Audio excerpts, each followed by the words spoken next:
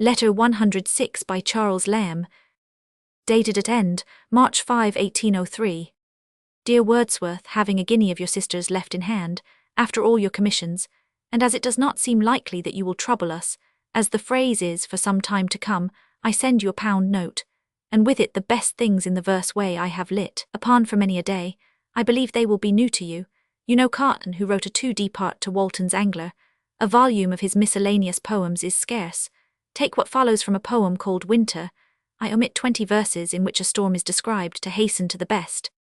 21 louder and louder still they one come, Nile's cataracts to these are dumb, the Cyclops to these blades are still, whose anvils shake the burning hill.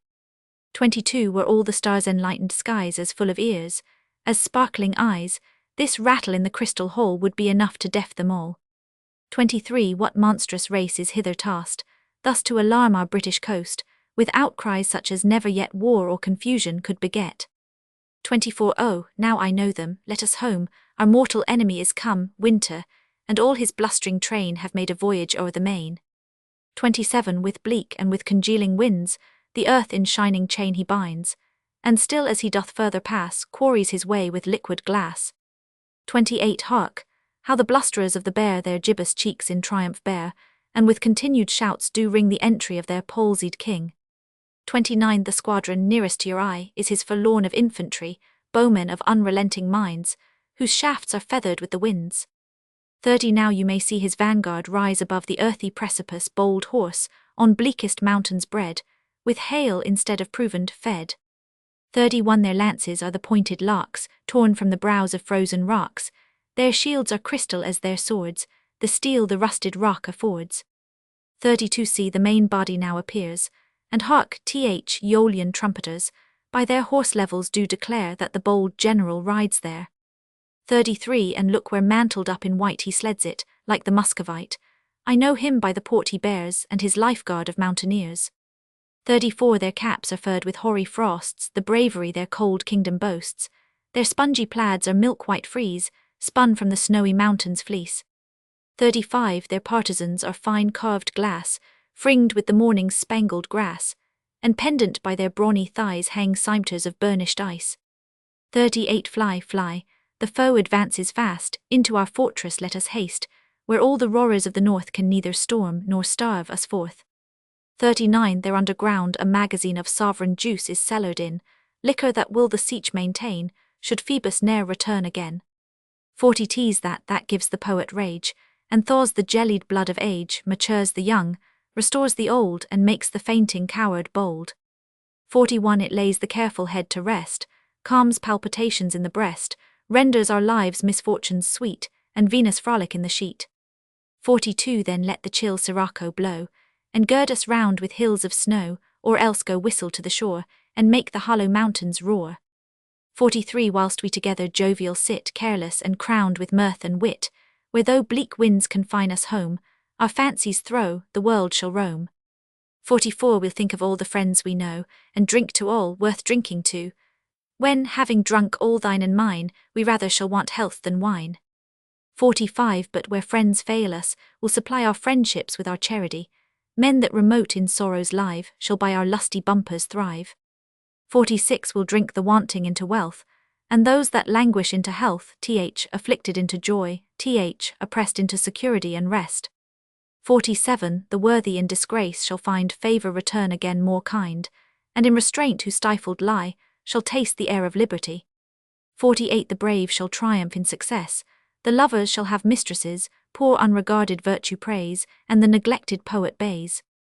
49 thus shall our healths do others good, while we ourselves do all we would, for freed from envy and from care, what would we be but what we are?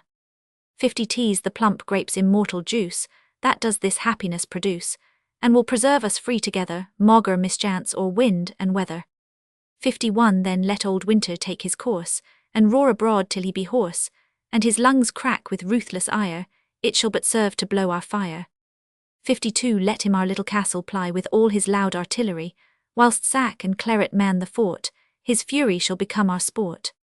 53 or let him Scotland take, and there confine the plotting presbyter, his zeal may freeze, whilst we kept warm with love and wine can know no harm.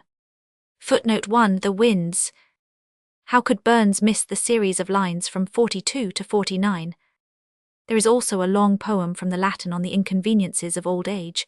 I can't set down the whole, though, right worthy, having dedicated the remainder of my sheet to something else. I just excerpt here and there, to convince you, if after this you need it, that Carton was a first-rate. T.'s old Callus speaks of himself, once the delight of the ladies and gallants of Rome.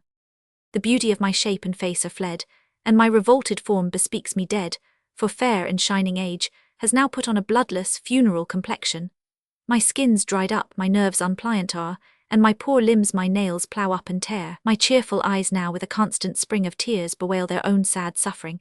And those soft lids, that once secured my eye now rude, and bristled grown, do drooping lie, bolting mine eyes, as in a gloomy cave, which thereon furies and grim objects rave. 'Twould fright the full-blown gallant to behold the dying object of a man so old.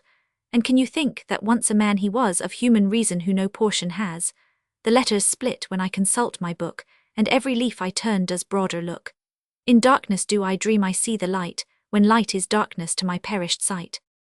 Is it not hard we may not from men's eyes cloak and conceal age's indecencies?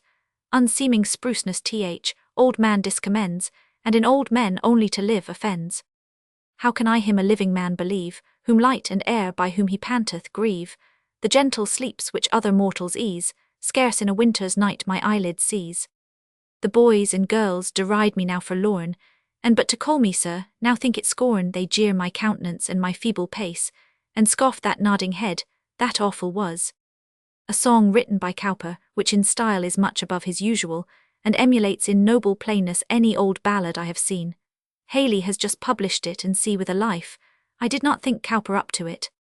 One toll for the brave that are no more, all sunk beneath the wave, fast by their native shore.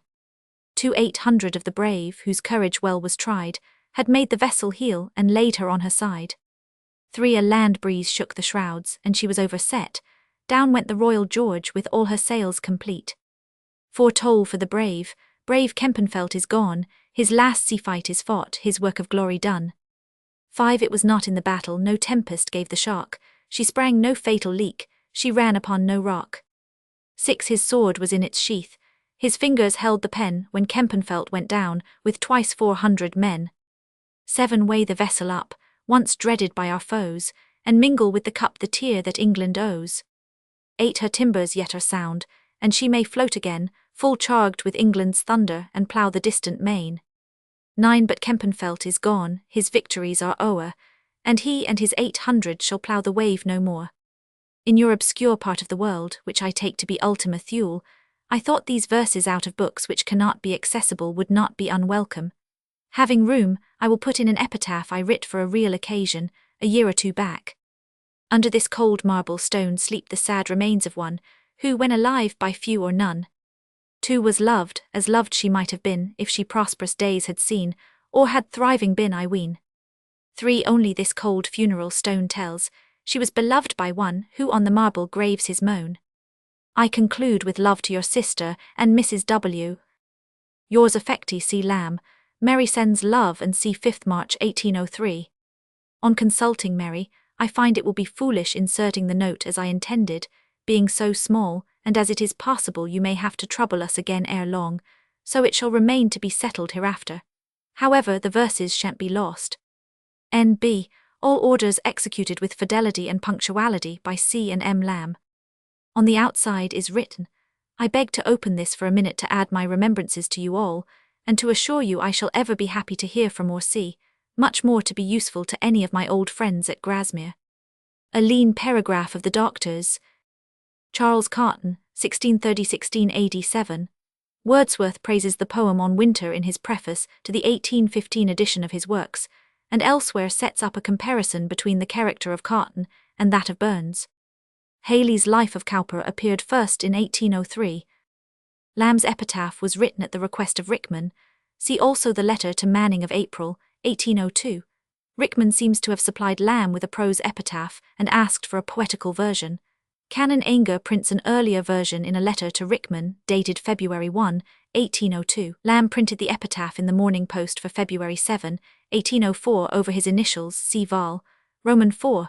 Of this edition, Mary Drute lived at Wimborne, and according to John Payne Collier in an old man's diary, died of smallpox at the age of 19. He says that Lamb's lines were cut on her tomb, but correspondence in notes and queries has proved this to be incorrect. The doctor, Stoddart, having taken his DCL in 1801, was now called Dr. Stoddart. Soon after this letter, Mary Lamb was taken ill again,